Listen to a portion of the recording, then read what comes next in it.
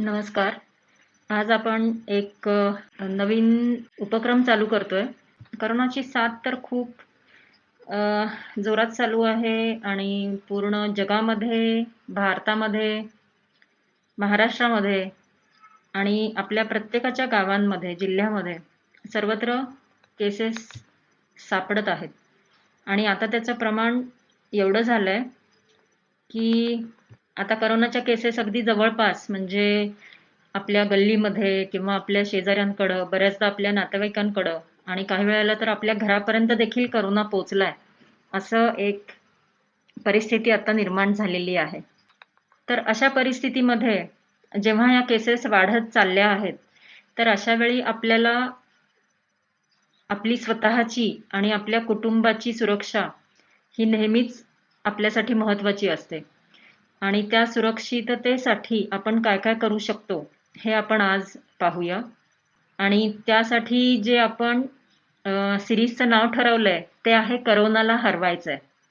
तर आजचं जे आपलं पहिलं माहिती आहे ती आहे करोना संसर्गाचा घरातील धोका व कुटुंबियांची सुरक्षा. मी डॉक्टर प्रिया प्रभू. मी नागरी आरोग्य केंद्र प्रभारी आणि सहयोगी प्राध्यापक जनऔषध वैद्यकशास्त्र शासकीय वैद्यकीय महाविद्यालय मिरज. आपण सर्वजण मिळून आपल्या घरातील धोका कसा कमी करता येईल, कारण आपल्याला माहित आहे की जेव्हा आपण घरातनं बाहेर पडतो त्यावेळेला नक्कीच आपल्याला धोका असतो. पण जर तुम्ही आपल्या आजूबाजूच्या केसेस बघितल्या असतील तर तुमच्या असं लक्षात आलं असेल की जेव्हा एक केस सापडते त्यानंतर त्यांच्याच घरामधील एखाद दुसरे जण किंवा कधी कधी तर संपूर्ण कुटुंब देखील हे करोनाच्या विळख्यामध्ये सापडतं. आणि अशा वेळी मग सर्व मॅनेज करणं, कारण एकाच वेळेला सगळ्यांना संसर्ग झालेला असतो आणि अशा वेळेला सर्व मॅनेज करणं फार अवघड परिस्थिती होते.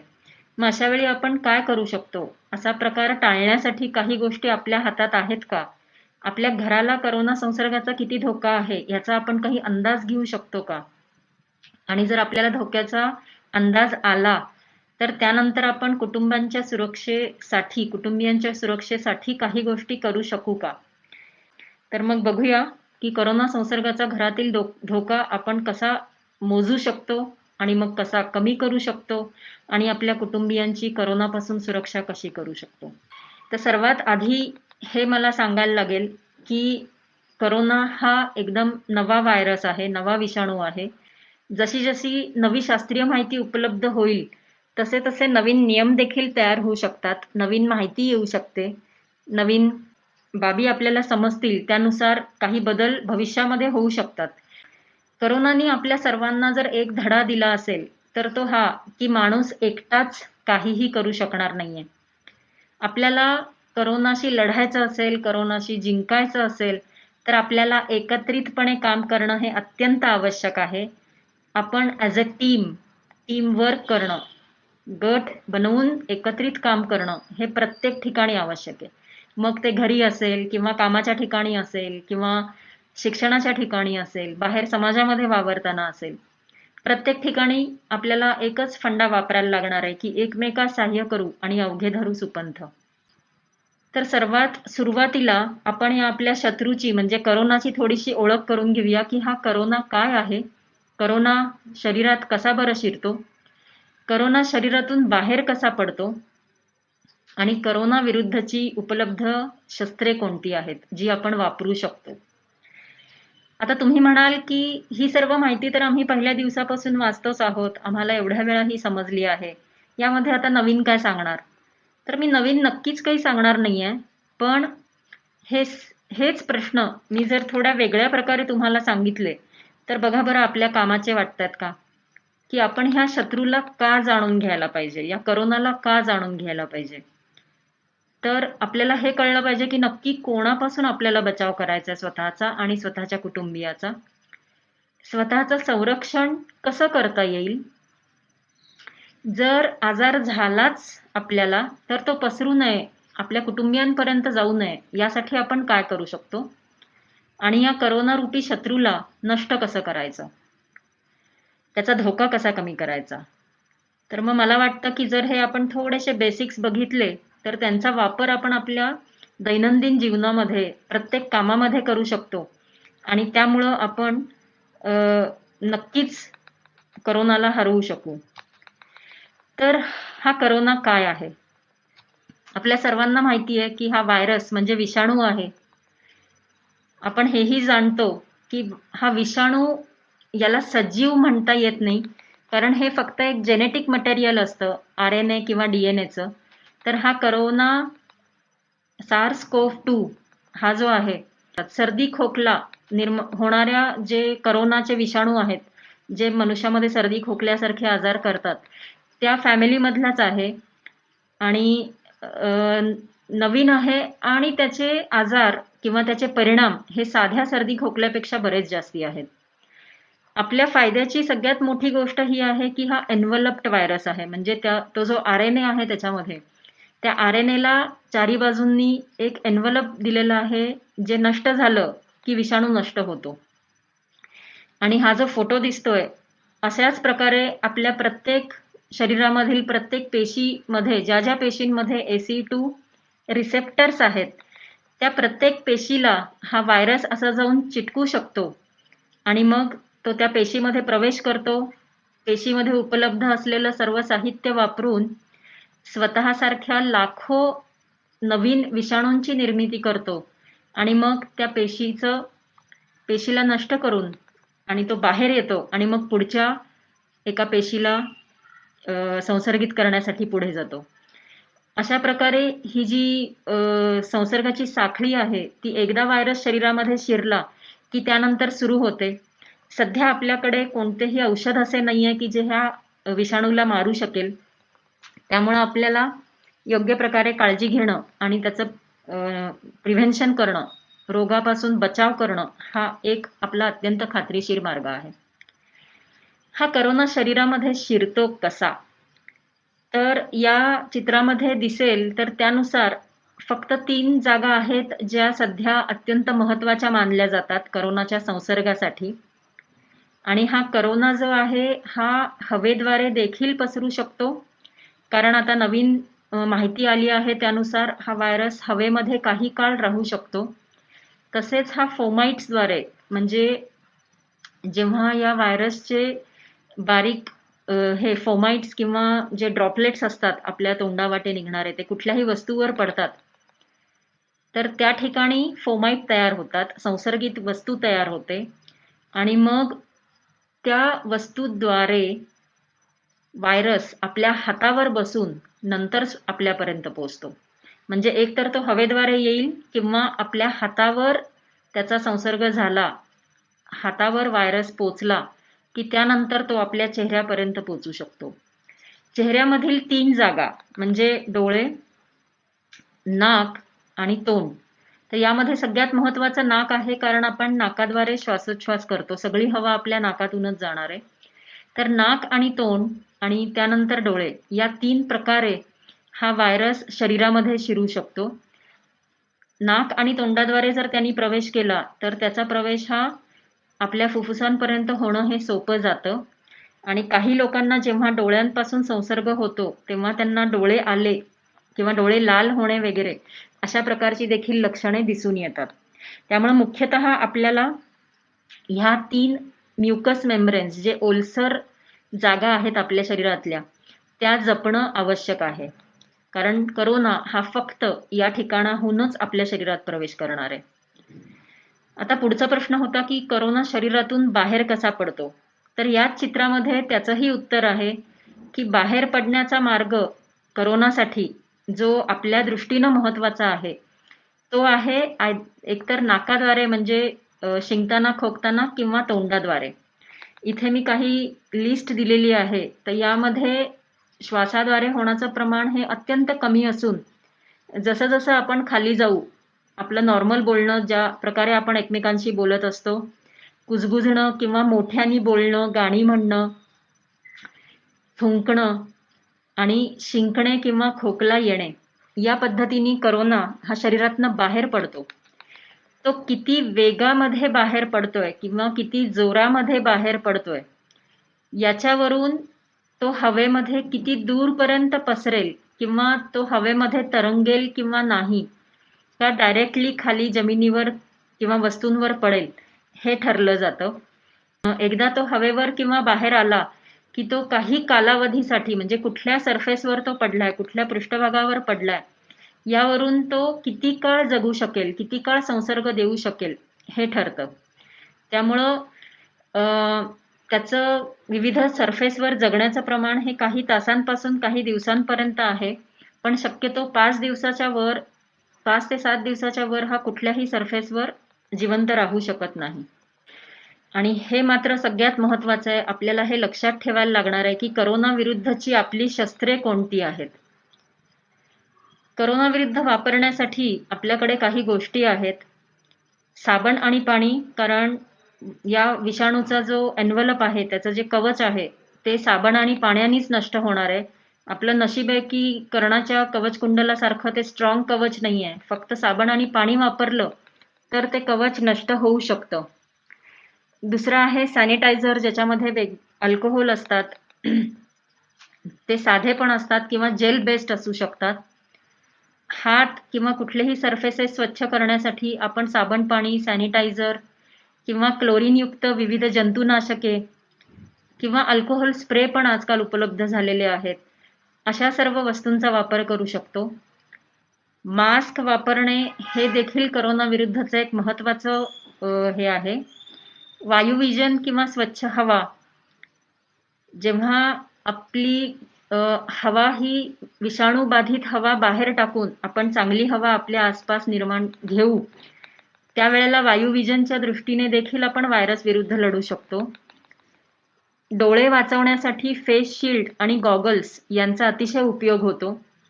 ज्या वेळेला तुम्हाला वाटेल की हवेमध्ये प्रमाण जास्ती आहे आणि ते डोळ्यांवाटे देखील येऊ शकतं, अशा वेळेला फेस शिल्ड वापरणे फार फायद्याचं होतं किंवा गॉगल्स वापरणे हे देखील फायद्याचं ठरू शकतं. आणि मघाशी मी सांगितलं तसं वेळ हे देखील आपल्या बाजूला आहे की काही काळ व्हायरस तसाच बाहेर राहिला तर तो मरून जातो. आणि आजकाल बरेचसे UV किरणांचे वापर केलेले युनिट्स की ज्यामध्ये तुम्ही वस्तू ठेवता आणि त्या UV किरणांमुळे त्या वस्तूंवरचा व्हायरस मरतो. फोमाइट स्वच्छ करण्यासाठी हे अत्यंत चांगली उपाययोजना आहे. तर या सर्व गोष्टींचा आपण भरपूर वापर केला तर आपण करोना विरुद्ध नक्कीच आपली सरशी होऊ शकते. याखेरीज काही नियम आहेत की जे नियम देखील करोनाला आपल्यापर्यंत पोहोचू देत नाहीत. तर जे नियम आहेत त्यामध्ये शारीरिक अंतर ठेवणे, चेहऱ्याला हात न लावणे, हातांची स्वच्छता करणे, शिंकते खोकते वेळी काळजी घेणे, म्हणजे आपण कोपराचा वापर करू शकतो. शक्यतो हाताचा किंवा रुमालाचा वापर करण्याऐवजी आपण आपल्या दंडावर किंवा कोपऱ्यावर शिंकायला खोकायला हवं. त्यानंतर अलर्टनेस असं जे आपण म्हणतो की जागृत राहायला पाहिजे की आपण कुठे आहोत, किती धोका आहे किंवा आपले हात कुठे आहेत, आपण कशाला स्पर्श करतोय. तर ही जागृतता, मास्कचा योग्य प्रकारे वापर आणि शक्यतो घराबाहेर पडणे कमीत कमी ठेवणे, टाळणे, असे नियम जर आपण पाळले तर हे देखील करोना विरुद्ध लढण्यासाठी आपल्याला अतिशय महत्त्वाची साथ देऊ शकतात. तर मला वाटतं की हे बेसिक्स आता आपण बघितलेत. तर आता आपण जे आपला आजचा महत्त्वाचा टॉपिक होता की आपण घरामधील धोका, करोना संसर्गाचा धोका आणि कुटुंबियांचे संरक्षण या दृष्टीने अधिक माहिती बघूया. तर जर आपण विचार केला तर हा व्हायरस आपल्या घरामध्ये प्रवेश कसा करेल, तर प्रवेश करण्यासाठी व्हायरसला शक्यतो दरवाजामधूनच यायला लागेल. आणि दरवाजामधून येताना तो एकतर प्रत्यक्ष येईल किंवा अप्रत्यक्ष येईल. जेव्हा त्याचा प्रत्यक्ष प्रवेश होईल तेव्हा तो एखाद्या फोमाइटद्वारे, म्हणजे एखाद्या वस्तूद्वारे किंवा कपड्यांवर, आलेल्या पार्सलवर किंवा बाहेरून येणाऱ्या व्यक्तीच्या हातावरून, अंगावरून अशा प्रकारे येऊ शकतो आणि मग घरामध्ये आपलं बस्तान मांडू शकतो. किंवा अप्रत्यक्षपणे जेव्हा तो येणार त्यावेळेला कुठल्या तरी संसर्गित व्यक्तीच्या किंवा बाधित व्यक्तीच्या शरीरामधून त्या व्यक्तीच्या द्वारे तो आपल्या घरामध्ये प्रवेश करेल. तर आपण हे दोन्ही प्रकार कसे होऊ शकतात हे बघूया आणि आपल्या घरामधील धोका किती आहे यासाठी थोडंफार आपण विचार करू शकतो का ते बघूया. तर आता आपल्या घरातील कुटुंबियांतील सगळ्यांचा विचार केल्यानंतर आपल्या घरामध्ये धोका किती आहे ह्याचं थोडंसं आपण मोजमाप करूया. कारण त्यानुसार आपल्या लक्षात येईल की आपल्याला किती काळजी घेण्याची आवश्यकता आहे. तर हे मी काही प्रश्न इथं लिहिलेले आहेत, तर तुम्ही कागद पेन घेऊन किंवा मोबाईलवर कुठेही यांची उत्तरं तुम्ही तयार करा. तर सर्वात पहिल्यांदा आपल्याला हे बघायचं आहे की आपल्या कुटुंबातील घरातील किती व्यक्तींना वारंवार नियमितपणे घराबाहेर पडावे लागते किंवा ते घराबाहेर पडतात. असे किती व्यक्ती आहेत? म्हणजे उदाहरणार्थ काही घरांमध्ये 2, 3 किंवा 4 लोक असू शकतात. त्यापैकी फक्त एकाच व्यक्तीला घराबाहेर जावे लागते नोकरीसाठी, पण बाकीचे घरी असतात. काही ठिकाणी तिन्हीपैकी तिन्हीही लोकांना घराबाहेर जायला लागू शकते किंवा काही लोक फिरण्यासाठी किंवा इतर कुठल्या कारणासाठी थोडा वेळ का होईना घराबाहेर पडून परत येत असतील. तर घरामधील किती व्यक्ती नियमितपणे घराबाहेर पडतात हे बघा. त्या घराबाहेर पडण्यासाठी त्यांची कारणं कोणती आहेत? कधी ते नोकरी असेल, कधी व्यायाम असेल, कधी कंटाळा आला, जरा मित्राला भेटून येतो असेल, कधी जरा नाक्यावर जाऊन बसतो असेल किंवा दुकानातनं जाऊन काही किराणा आणणे असेल. अशी कोणतीही जी कारणे आहेत, ती कारणे तुम्ही नोंद करा, की प्रत्येक व्यक्तीला किती वेळा किंवा कधी घराबाहेर पडावे लागते आणि कुठल्या कारणासाठी घराबाहेर पडावे लागते.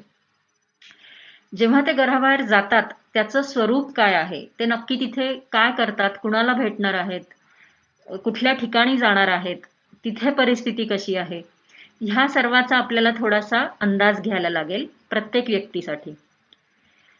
त्यानंतर घरामधील कोणी व्यक्ती ही फ्रंटलाईन वर्कर आहे का? आता फ्रंटलाईन वर्कर मध्ये असे लोक येतात की ज्यांचा ऍक्च्युली म्हणजे आपण जे करोना योद्धा म्हणतो, की जे त्यांच्या कामाद्वारे करोनाशी लढत आहेत. उदाहरणार्थ डॉक्टर आहेत, नर्सेस आहेत, सफाई कर्मचारी आहेत किंवा काही असे लोक जे जसे पोलीस हे देखील करोनाच्या लढ्यामध्ये साथ देत आहेत. आशा वर्कर्स आहेत.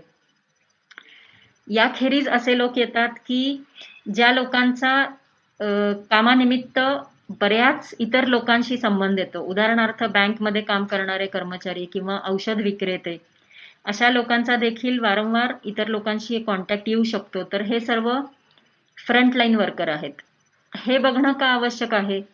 कारण जर आपण म्हटलं की घरातील एखाद्या व्यक्तीचा व्यवसाय आहे की ते क्लर्क आहेत, पण जर ते क्लर्क बँकमध्ये असतील तर त्यांच्या कामाचं स्वरूप वेगळं होईल आणि ते क्लर्क एखाद्या प्रायव्हेट फर्ममध्ये असतील तर ते ठराविक 2-4 लोकांनाच भेटणार आणि कामाच्या ठिकाणी आणि तिथून मग सरळ घरी येणार. तर अशा प्रकारे नक्की कामाचं स्वरूप काय आणि फ्रंटलाईन वर्कर्स आहेत का ह्याची आपण नोंद घेऊया. त्यानंतर आपल्या घरी कुटुंबाव्यतिरिक्त किती व्यक्ती भेट देतात?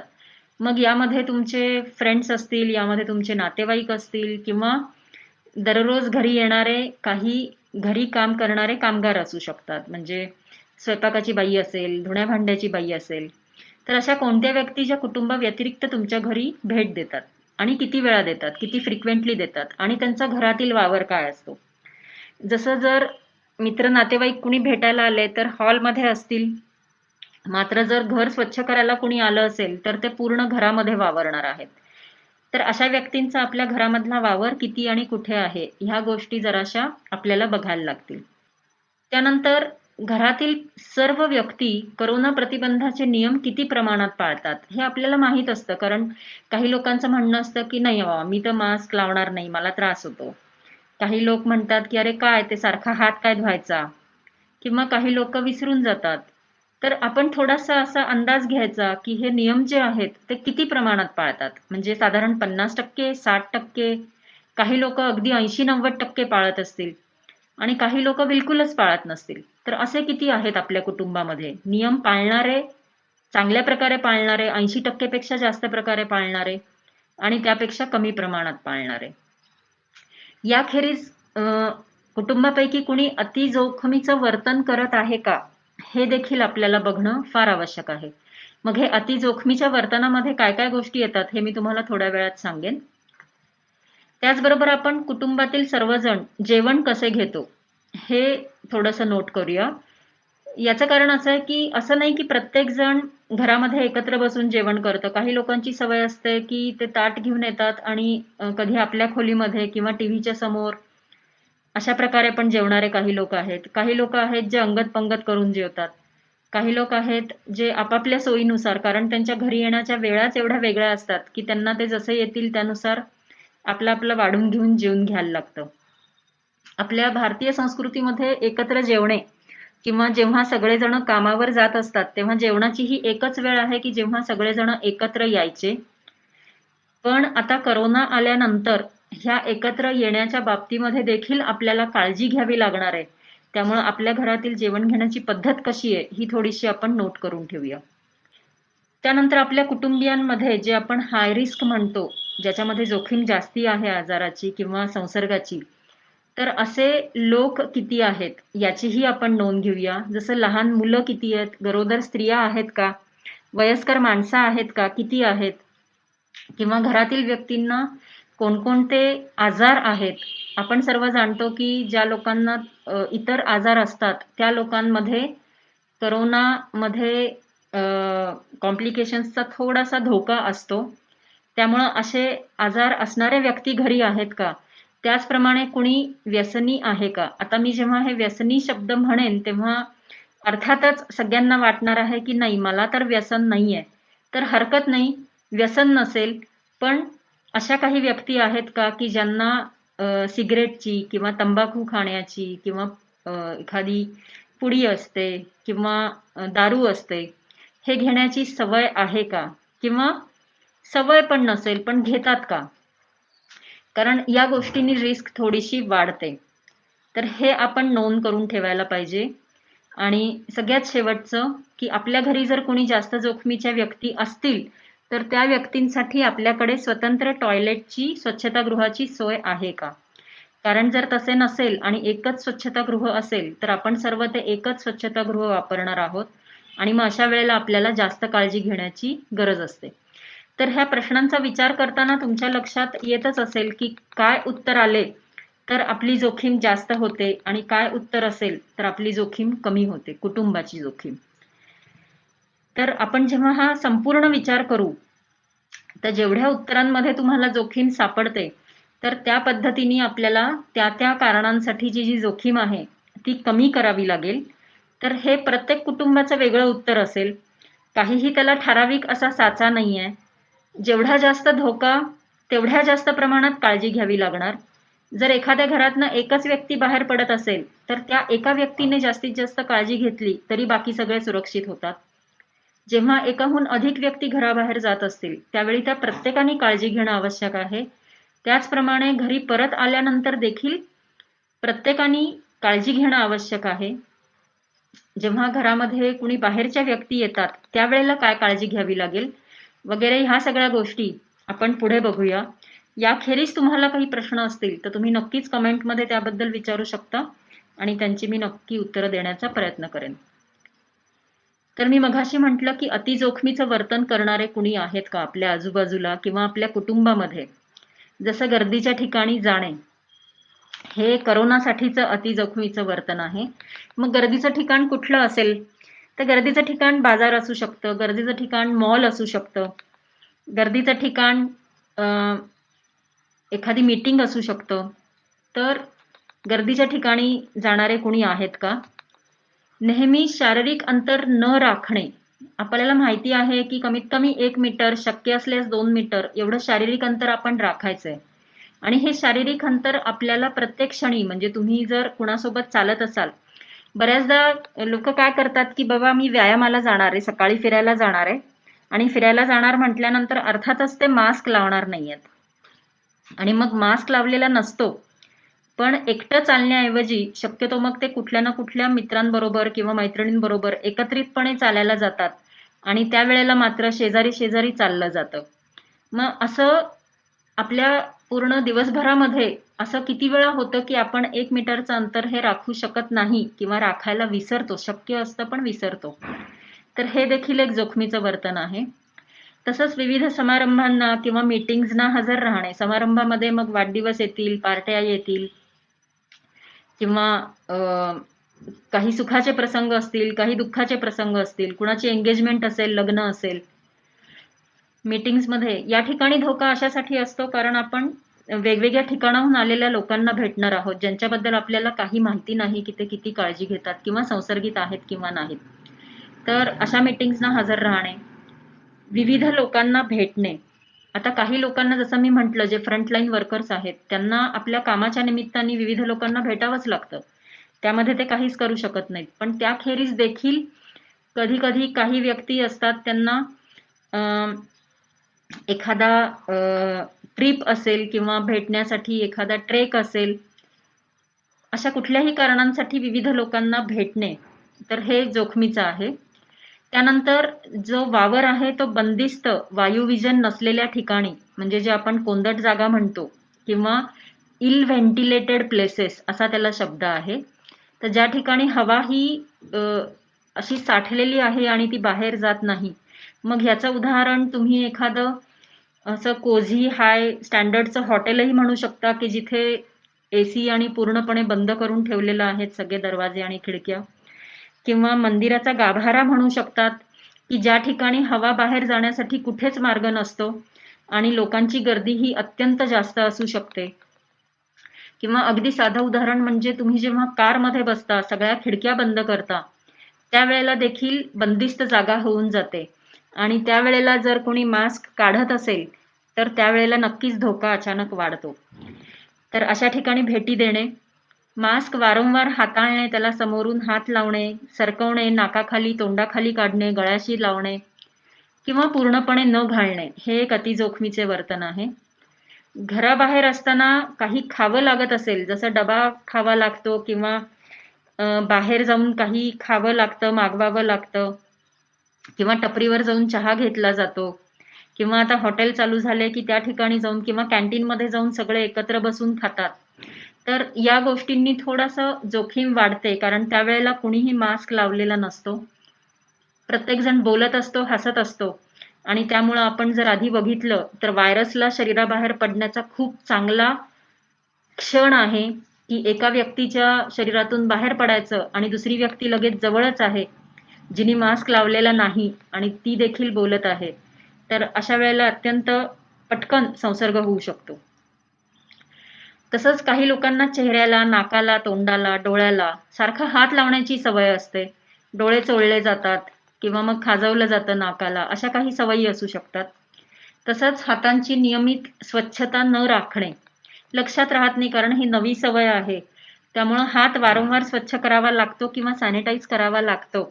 तर हे थोडंसं लक्षात राहत नाही आणि त्यामुळं स्वच्छता राखली जात नाही आणि सार्वजनिक स्वच्छतागृहाचा वापर करावा लागणे. आता हे तर टाळणं फार अवघड आहे, कारण जर आपण हे टाळण्यासाठी पाणी पिलो नाही, तर मग मुतखडे होण्याची शक्यता आहे. त्यामुळे प्रत्येकाला कधी ना कधी, कुठे ना कुठे सार्वजनिक स्वच्छतागृह वापरावे लागू शकते. पण तिथे बरेच लोकांनी तो वापर केलेला असल्याने हे जोखमीचं वर्तन आहे आणि त्यानंतर आपल्याला काळजी घेणं हे अत्यंत आवश्यक आहे. तर जेव्हा आपण हे लक्षात घेतो, की ह्या गोष्टी आपल्यासाठी जोखीम निर्माण करतात, तर आपण ह्या गोष्टी शक्यतो टाळू शकतो. टाळू शकत नसू, तर त्याचं प्रमाण कमी करू शकतो आणि जेव्हा कधी आपल्याला हे करावं लागेल, त्यावेळेला आपल्याला जो शस्त्र होती आपली, की विविध शस्त्र मी सांगितली होती आणि नियम सांगितले होते, तर ते जर आपण चांगल्या प्रकारे पाळले, तर या ठिकाणची जोखीम ही कमी होऊ शकते. तर आता मला वाटतंय की तुम्ही थोडासा विचार केला असेल, की आपल्या घरामध्ये ही रिस्क किंवा हा धोका कितपत आहे. आणि आता आपण सगळ्यात महत्त्वाच्या भागाकडे येऊया आणि ते म्हणजे आपल्या कुटुंबियांची सुरक्षा आपण कशा प्रकारे करू शकतो. आणि यासाठी आपल्याला आता एक योजना तयार करावी लागेल. विविध मुद्दे लक्षात घ्यावे लागतील, की ह्या गोष्टी केल्यानंतर आपल्या कुटुंबाची सुरक्षा वाढणार आहे आणि त्यातील किती गोष्टी आपण करू शकतो. जेवढ्या जास्त गोष्टी कराल, तेवढी जास्त सुरक्षा होईल. अत्यंत सोपं आहे गणित. जास्त आपण काळजी घेतली तर अर्थातच आपली सुरक्षा वाढेल. तर मी पुन्हा एकदा सांगेन, की ही कुटुंबाची सुरक्षा जी आहे, ती कुणी एक व्यक्ती घेऊ शकत नाही. म्हणजे आज तुम्ही हा व्हिडिओ बघितलात आणि तुम्ही ठरवलंत, की चला मी आता माझं वागणं बदलणार, तर त्याच्यामुळे तुमचं कुटुंब सुरक्षित होणार नाहीये. यासाठी तुम्हाला सर्व कुटुंबियांशी बोलावं लागेल, कारण हे एक टीम वर्क आहे. जर तुम्हाला हे पटत असेल आत्तापर्यंत, तर तुम्ही हा व्हिडिओ नक्की आपल्या कुटुंबियांना दाखवा, जेणेकरून ते देखील ह्या सर्व जे मी पुढे नियम सांगतेय त्यांचं महत्त्व जाणून घेऊ शकतील आणि मग एकमेकांच्या सल्ल्यानी आणि आपल्या सोयीनुसार ज्या गोष्टींचं आपण पालन करू शकू त्या गोष्टी आपण एकत्रितपणे ठरवून त्याप्रमाणे आपलं वर्तवणूक बदलू शकतो. आणि आपल्याला कुटुंबातील प्रत्येक व्यक्तीचा धोका कमी करायचा आहे, कारण जोपर्यंत कुणीही एक व्यक्ती धोक्यामध्ये असेल, रिस्कमध्ये असेल, तर नक्कीच आपल्या पूर्ण कुटुंबाची सुरक्षा ही थोडी बहुत कमी होऊ शकते.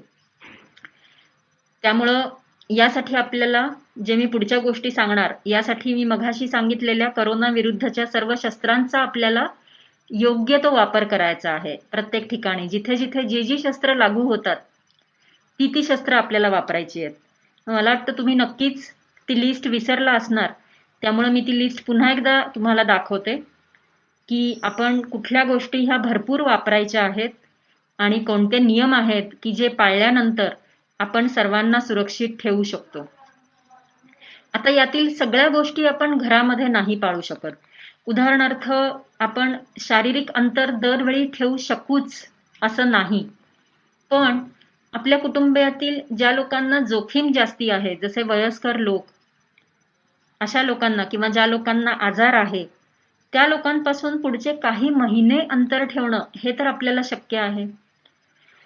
तसंच असंही नाही की तुम्ही घरामध्ये मास्क हा सतत वापरला पाहिजे, मात्र जर तुम्हाला कधी शंका वाटली किंवा काही गरज वाटली तर अशा वेळी घरी देखील काही काळासाठी तुम्ही मास्क वापरलात, जसं तुम्हाला वयस्कर व्यक्तींसाठी काही द्यायचं आहे किंवा त्यांची काही काळजी घ्यायची आहे, त्यांना आंघोळ घालायची आहे, अशी काही कामं करायची असतील, जेव्हा तुम्ही त्या व्यक्तींसोबत जास्त काळ असणार आहात, 15 मिनिटापेक्षा जास्त काळ त्यांच्यासोबत असणार आहात, अशा वेळी तुम्ही जर मास्क लावलात तर तुम्हाला चुकून झालेला संसर्ग त्या व्यक्तींपर्यंत पोहोचणार नाही. त्यामुळे तुम्ही यातील गोष्टी ह्या जिथं जिथं आवश्यक आहेत त्या त्या ठिकाणी आपल्या आपल्या गरजेनुसार, तुमच्या समजुतीनुसार वापरू शकता आणि संपूर्ण कुटुंबाची सुरक्षा वाढवू शकता. तर मी काही मुद्दे तुम्हाला सांगतेय की सुरक्षा आपण कशी वाढवू शकतो. सगळ्यात पहिल्यांदा बाहेर पडणाऱ्या व्यक्तींची संख्या आपण कमी करू शकतो.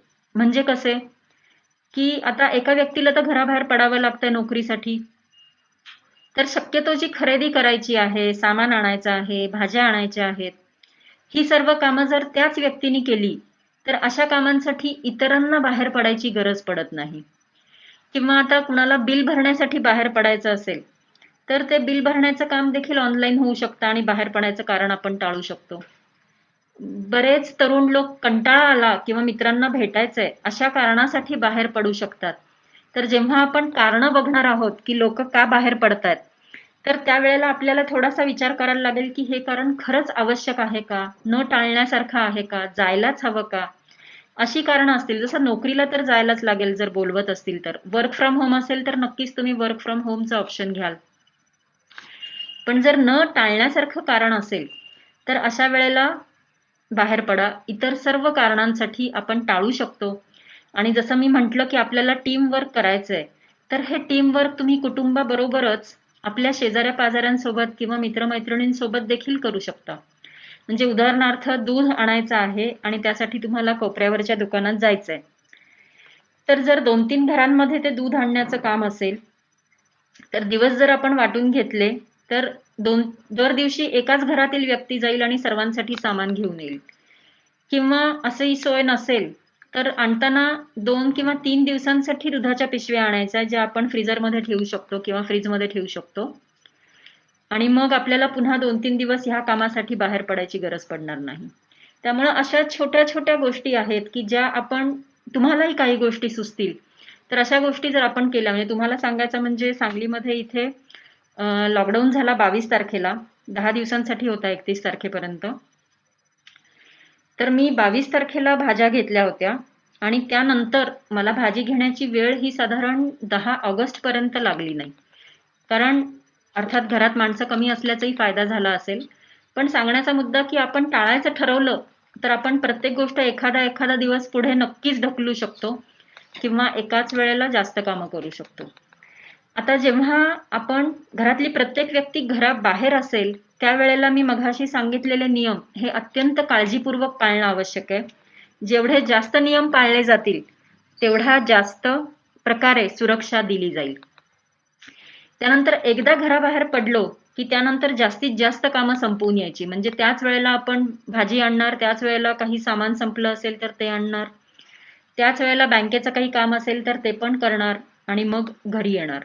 म्हणजे मग त्यासाठी पुन्हा दुसऱ्या दिवशी जाण्याची गरज पडत नाही. मग अशा प्रकारे प्लॅनिंग करून आपण आपले बाहेर पडायचे दिवस कमी करू शकतो.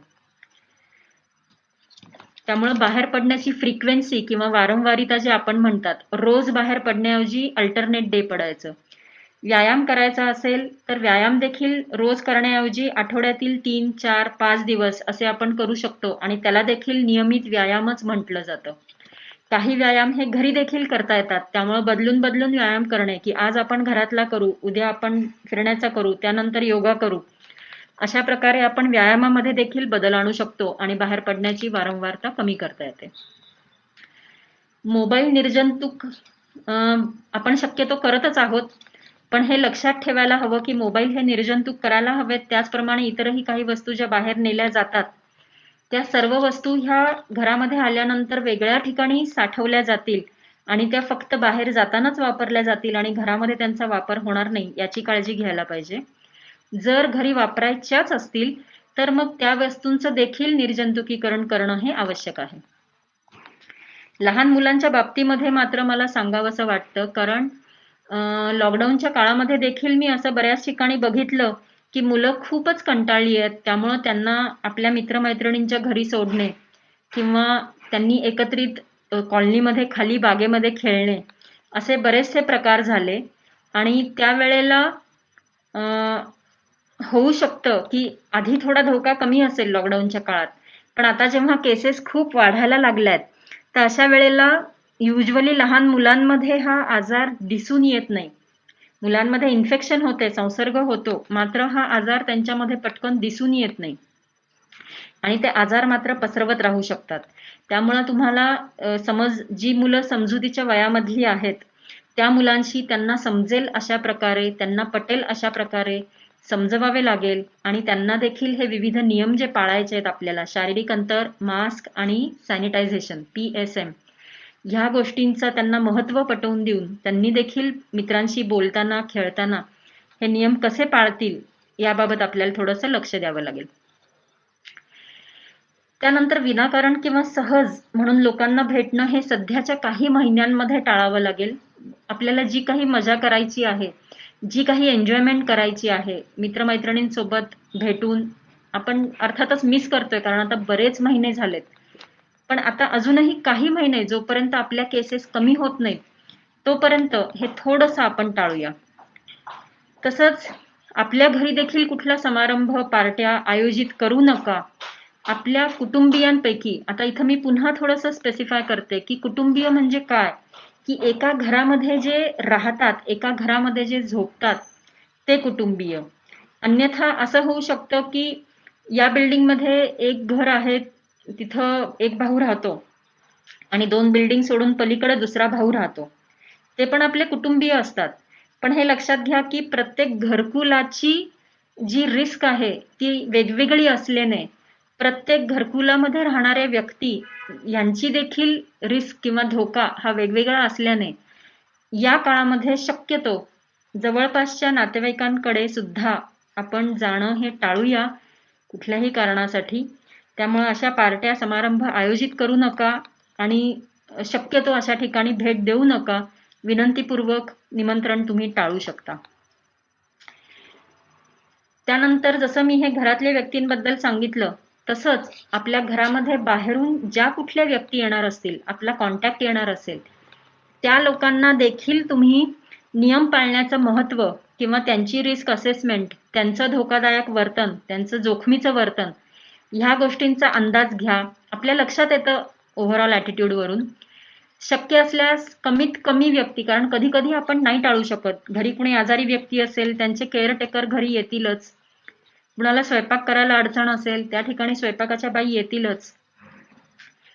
तर अशा वेळेला जर आपल्या घरी कुणी बाहेरच्या व्यक्ती येणार असतात किंवा अचानक कुणी भेटीला आलं तर प्रयत्न करा की अशा कमीत कमी व्यक्ती असाव्यात, शक्य असेल तर नसाव्यात.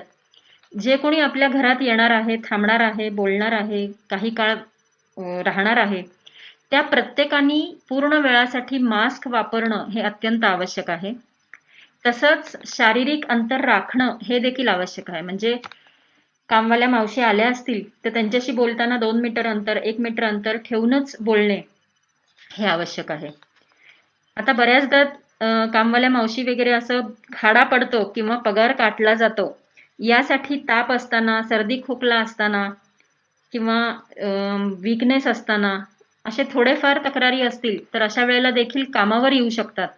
तर अशा व्यक्तींना तुम्ही पूर्णपणे सांगून ठेवा की त्यांची तब्येत जर थोडी तरी बिघडलेली असेल तर खाडा न पडता देखील त्यांनी घरी राहणं हे जास्त संयुक्तिक आहे, जेणेकरून तुम्हा सर्वांची रिस्क वाढणार नाही. याशिवाय घरातल्या व्यक्ती किंवा बाहेरच्या व्यक्ती किंवा बाहेर कुठेही जेवताना, खाताना, चहा पिताना, काहीही करताना शारीरिक अंतर शक्य तेवढं राखायचं आहे. 1 मीटर अंतर हे राखायचं आहे. कारण त्यावेळेला आपला मास्क नसतो, यामुळे आपली रिस्क खूप वाढलेली असते. नोकरीच्या ठिकाणी शक्यतो डबा खाणार असाल तर तो आपल्या जागी बसूनच खा किंवा सगळ्या व्यक्तींनी वेगवेगळ्या वेळेला खा किंवा जिथं आपण खाण्याची खोली असेल, जर आपण एकत्र येणारच असू तर अशा वेळेला मात्र 2 मीटर अंतर राखणं हे अत्यंत आवश्यक आहे.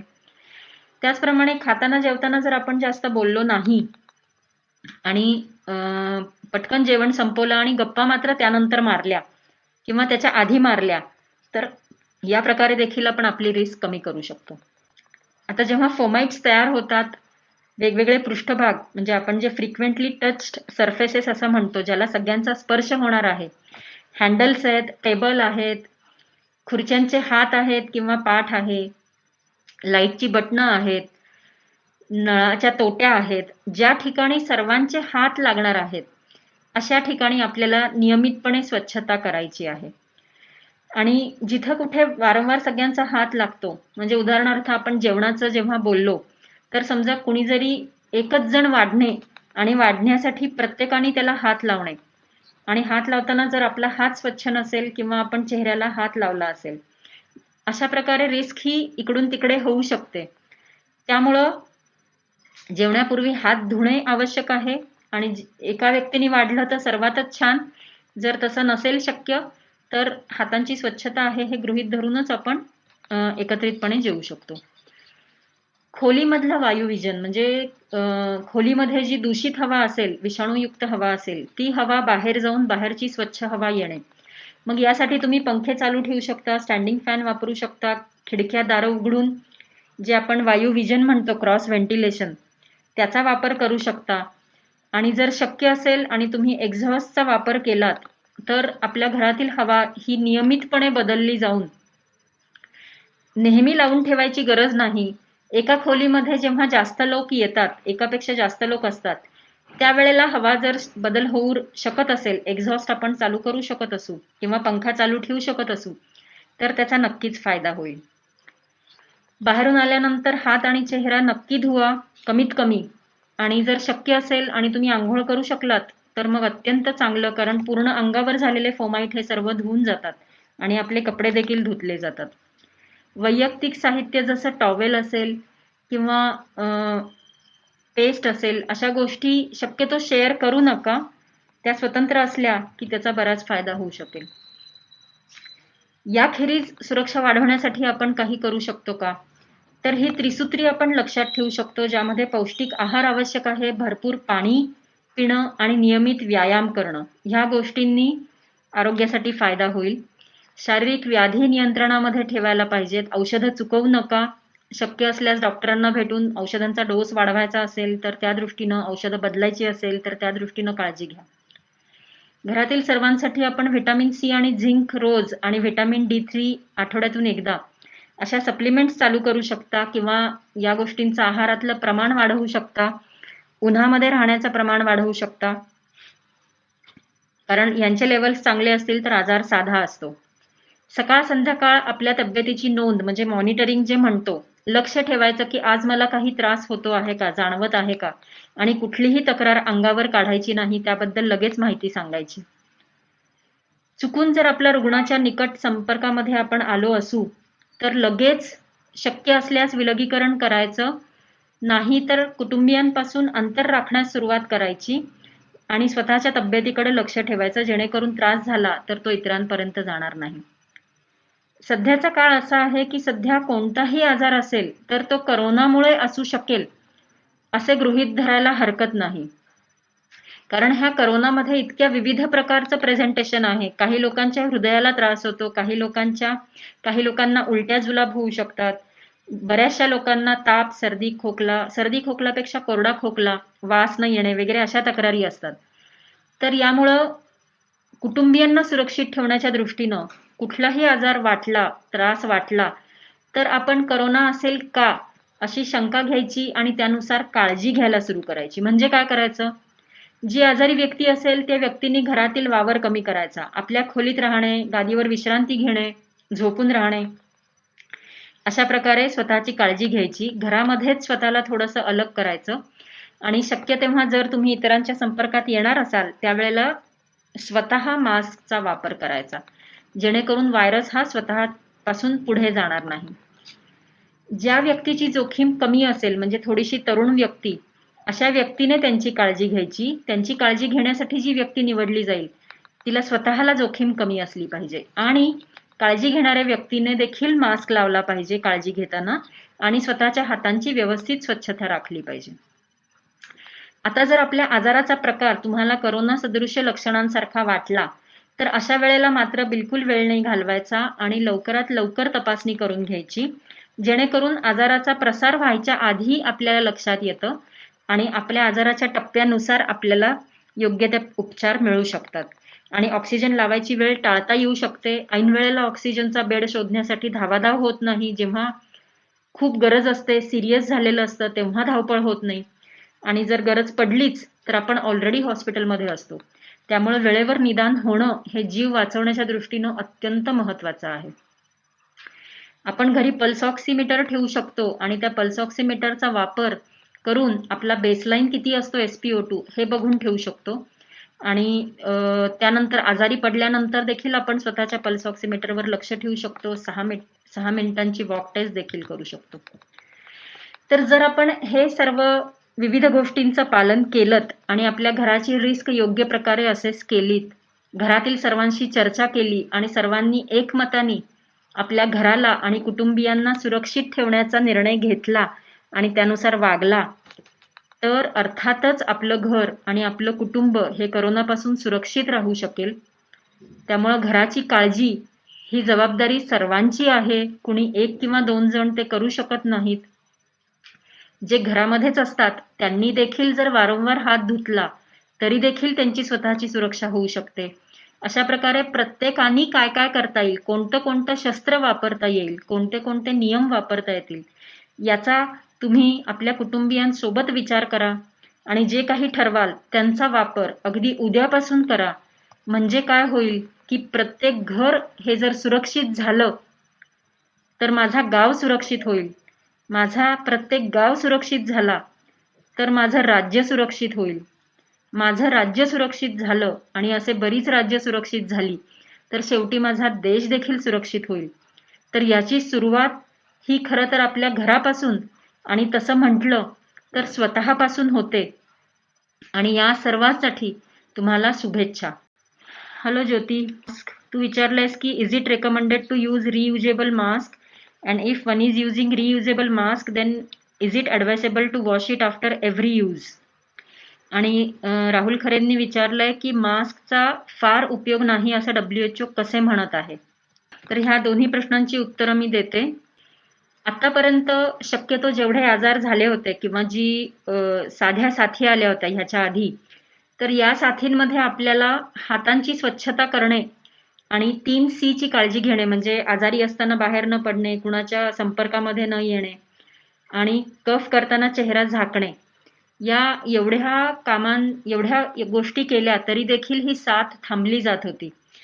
मात्र ही जी साथ आहे ही थोडीशी एअरबॉर्न असल्याने आणि संसर्गाचं प्रमाण विशेषतः असिम्प्टोमॅटिक स्प्रेड जास्त असल्याने मास्कचा वापर हा फार महत्त्वाचा ठरतोय. WHO सांगितलंय की त्याचा फार उपयोग होत नाही, कारण ह्याचा उपयोग हा स्वतःला होण्यापेक्षा समोरच्याला जास्त होतो. त्यामुळे WHO असं म्हणतं की फारसा उपयोग होत नाही. मास्कमध्ये देखील जर तुम्ही सिंगल लेअर कापडी मास्क वापरला असेल तर त्याच्यामध्ये शक्यतो जास्त विषाणू किंवा ड्रॉपलेट्स हे पकडले जात नाहीत. मात्र जे WHO नी त्याची पद्धत सांगितलेली आहे त्या प्रकारे ट्रिपल लेअर मास्क तयार केलं गेलं, ज्यामध्ये 3 प्रकारे वेगळ्या वेगळ्या लेयर्स त्यांनी सांगितल्या आहेत की कोणती लेअर ही हायड्रोफोबिक असायला पाहिजे, मधली कोणती लेअर असायला पाहिजे. तशा पद्धतीने ट्रिपल लेअर असा मास्क जर वापरत असाल तर त्या मास्कमुळे मात्र प्रोटेक्शन मिळतं, असंच WHO नी देखील म्हटलेलं आहे. आता माझ्या दृष्टीनं हे प्रोटेक्शन कसं असतं हे मी सांगते. तर समजा आता तुम्ही म्हणाल की मी आज का मास्क घातलाय, मी तर घरी आहे आणि इथं तर मला धोका नाहीये, पण तरी देखील मी मास्क लावलाय. तर ह्याचं कारण असं आहे की मला हे थोडंसं दाखवायचं होतं की तुम्ही मास्क लावला असेल तर कोणत्याही कामांमध्ये, जसं आता मी हे लाईव्ह साठी बोलायचं काम आहे तरी देखील मी मास्क लावलाय. त्यामुळं मास्क लावल्याने काम अडतं असं नाही. आपल्याला करायचं असेल तर आपण ते करू शकतो हे दाखवण्यासाठी. आणि दुसरं म्हणजे मास्क हे आता न्यू नॉर्मल आहे आणि त्याची सवय आपल्याला व्हायला पाहिजे, जेणेकरून जर कुणाचा चेहरा बिना मास्कचा दिसला तर आपल्याला त्याच्यामध्ये लगेच असं वाटायला पाहिजे की यार काहीतरी वेगळं आहे, यांनी मास्क लावला नाही. तर ह्याची सवय व्हावी यासाठी मी मास्क लावलाय.